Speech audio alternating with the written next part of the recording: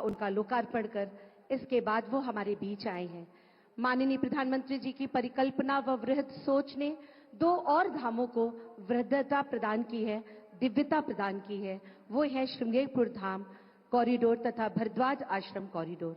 मैं माननीय प्रधानमंत्री जी से बड़े ही आदर और सम्मान के साथ सादर अनुरोध करती हूं कि रिमोट के बटन के द्वारा इनका वर्चुअल लोकार्पण करने की कृपा करें। इसी के साथ लोकार्पण करें महाकुंभ 2025 की 500 करोड़ की 167 परियोजनाओं का, जो केंद्र सरकार के रेलवे मंत्रालय से तथा राज्य सरकार के विभिन्न विभागों की परियोजनाएं हैं। बहुत जोरदार तालियों से एक बार पुनः माननीय प्रधानमंत्री जी का हम अभिवादन करते हैं, वंदन करते हैं।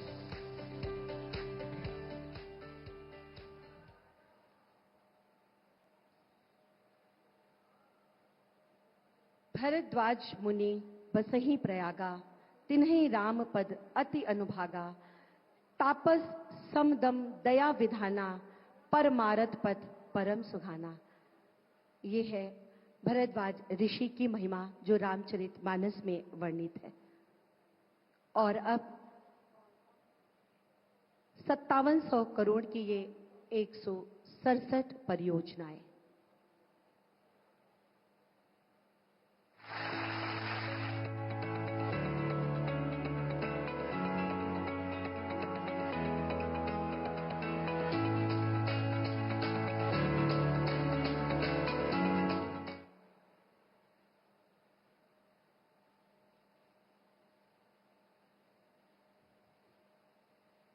माननीय प्रधानमंत्री जी बॉट का शुभारंभ करने की कृपा करें, जो हमारे देश के डिजिटल व संवाद के क्षेत्रों में एक नई क्रांति लाएगा।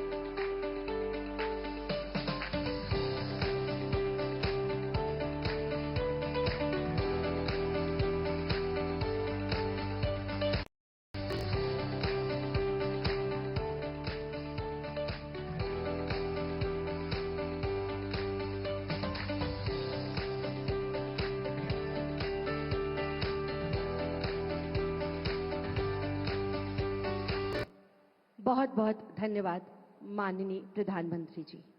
महाकुंभ राज्यपाल आनंदीबेन पटेल जी, मुख्यमंत्री श्रीमान योगी आदित्यनाथ जी, उप मुख्यमंत्री केशव प्रसाद मौर्य जी, ब्रजेश पाठक जी, उत्तर प्रदेश के मंत्री, सांसद और विधायक साथी, प्रयागराज के मेयर और जिला पंचायत अध्यक्ष, अन्य महानुभाव और मेरे प्यारे भाई और बहनों,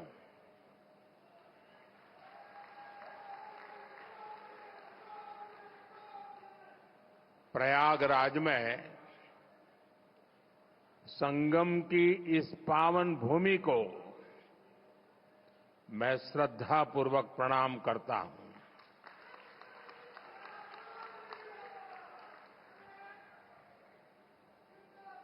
महाकुंभ में पधार रहे सभी साधु संतों को भी नमन करता हूं। महाकुंभ को सफल बनाने के लिए दिन रात परिश्रम कर रहे कर्मचारियों का, श्रमिकों और सफाई कर्मियों का मैं विशेष रूप से अभिनंदन करता हूं। रोज लाखों श्रद्धालुओं के स्वागत और सेवा की तैयारी, लगातार 45 दिनों तक चलने वाला महायज्ञ, एक नया नगर बसाने का महाअभियान प्रयागराज की इस धरती पर एक नया इतिहास रचा जा रहा है।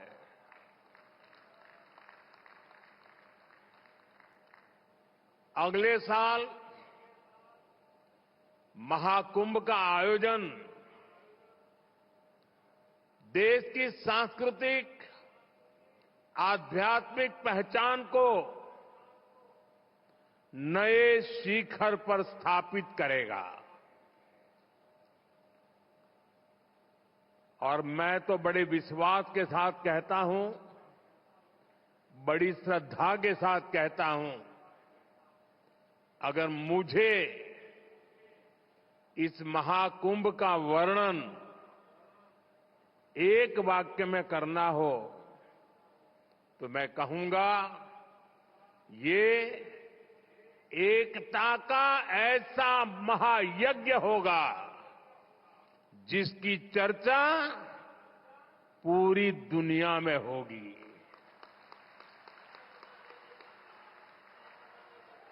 मैं इस आयोजन की भव्य और दिव्य सफलता की आप सभी को शुभकामनाएं देता हूं। साथियों, हमारा भारत पवित्र स्थलों और तीर्थों का देश है। ये गंगा, यमुना, सरस्वती, कावेरी, नर्मदा जैसी अनगिनत पवित्र नदियों का देश है। इन नदियों के प्रवाह की जो पवित्रता है, इन अनेकानेक तीर्थों का जो महत्व है, जो महात्म्य है, उनका संगम, उनका समुच्चय, उनका योग, उनका संयोग, उनका प्रभाव, उनका प्रताप, ये प्रयाग है।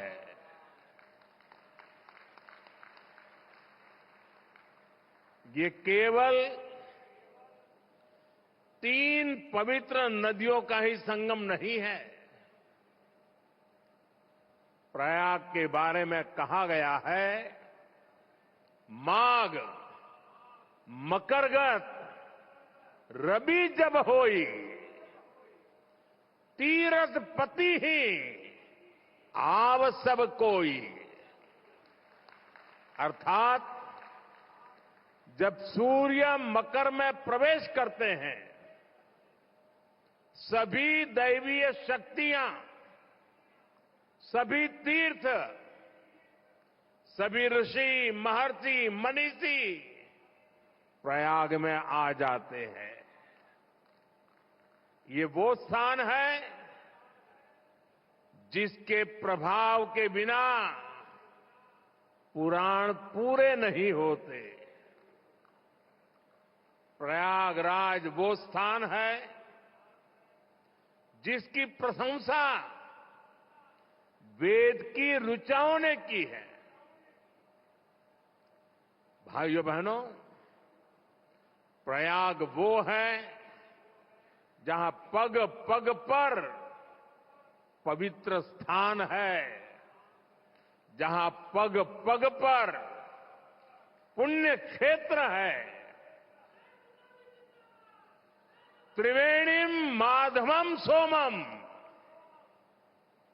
भरद्वाजम च वासुकिम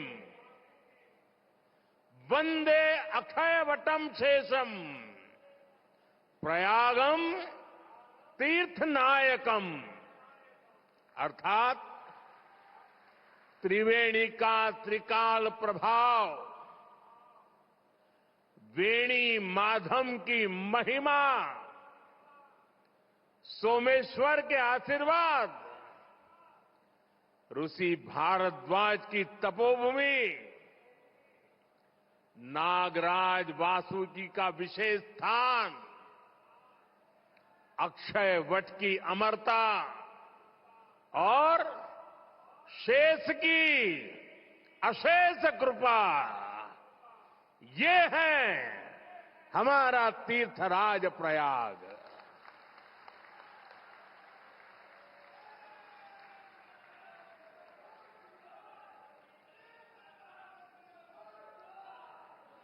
तीर्थराज प्रयाग यानी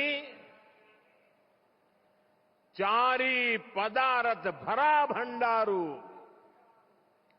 पुण्य प्रदेश देश अति चारू। अर्थात जहां धर्म, अर्थ, काम, मोक्ष चारों पदार्थ सुलभ है, वो प्रयाग है। प्रयागराज केवल एक भौगोलिक भूखंड नहीं है, ये एक आध्यात्मिक अनुभव क्षेत्र है। ये प्रयाग और प्रयाग के लोगों का ही आशीर्वाद है कि मुझे इस धरती पर बार बार आने का सौभाग्य मिलता है।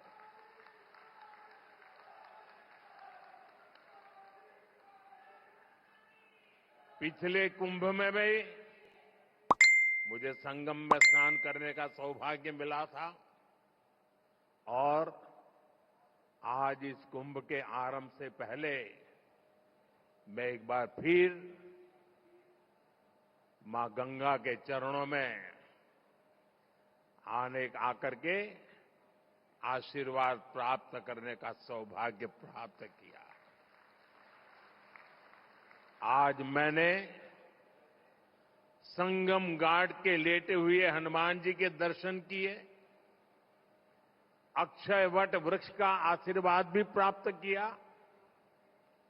इन दोनों स्थलों पर श्रद्धालुओं की सहूलियत के लिए हनुमान कॉरिडोर और अक्षय वट कॉरिडोर का निर्माण हो रहा है। मैंने सरस्वती कूप रीडेवलपमेंट प्रोजेक्ट की भी जानकारी ली। आज यहां हजारों करोड़ रुपए के प्रोजेक्ट का लोकार्पण हुआ है। मैं इसके लिए आप सबको बधाई देता हूं। साथियों, महाकुंभ हजारों वर्ष पहले से चली आ रही हमारे देश की सांस्कृतिक, आध्यात्मिक यात्रा का पुण्य और जीवंत प्रतीक है। एक ऐसा आयोजन जहां हर बार धर्म, ज्ञान, भक्ति और कला का दिव्य समागम होता है। हमारे यहां कहा गया है, दश तीर्थ सहस्त्राणि तीस्र कोट्यस्तथा अपराहा सम आगच्छन्ति माध्यातु प्रयागे भरतर्षभ। इस पहल से युवाओं में कुंभ का आकर्षण बढ़ेगा। कुंभ में आने वाले ज्यादातर श्रद्धालु इसमें हिस्सा लेंगे। जब ये तस्वीरें सोशल मीडिया पर पहुंचेगी तो कितना बड़ा कैनवास तैयार होगा, इसकी कल्पना नहीं कर सकते। इसमें कितने रंग, कितनी भावनाएं मिलेगी, ये गिन पाना मुश्किल होगा। आप आध्यात्म और प्रकृति से जुड़ी किसी प्रतियोगिता का आयोजन भी कर सकते हैं। साथियों, आज देश एक साथ विकसित भारत के संकल्प की तरफ तेजी से बढ़ रहा है। मुझे विश्वास है कि इस महाकुंभ से निकली आध्यात्मिक और सामूहिक शक्ति हमारे इस संकल्प को और मजबूत बनाएगी। महाकुंभ स्नान ऐतिहासिक हो, अविस्मरणीय हो, मां गंगा, मां यमुना और मां सरस्वती की त्रिवेणी से मानवता का कल्याण हो, हम सबकी यही कामना है। संगम नगरी में आने वाले हर श्रद्धालु को मैं शुभकामनाएं देता हूं। आप सबका भी मैं हृदय से बहुत बहुत धन्यवाद करता हूं। मेरे साथ बोलिए, भारत माता की, भारत माता की, भारत माता की, गंगा माता की, गंगा माता की, गंगा माता की। बहुत बहुत धन्यवाद। बहुत बहुत धन्यवाद, साधुवाद माननीय प्रधानमंत्री जी, आपके इस प्रेरणादायी उद्बोधन के लिए। मां गंगा हम सबको इतनी सामर्थ्य दें कि जिस तरह से भव्यता के साथ, दिव्यता के साथ इस डिजिटल कुंभ, महाकुंभ 2025 को आपने सोचा है, हम सब उसको वैसे संपन्न कराने में सक्षम हो सके। आपका आशीर्वाद, आपका मार्गदर्शन जरूर हम सबका मार्ग प्रशस्त करे।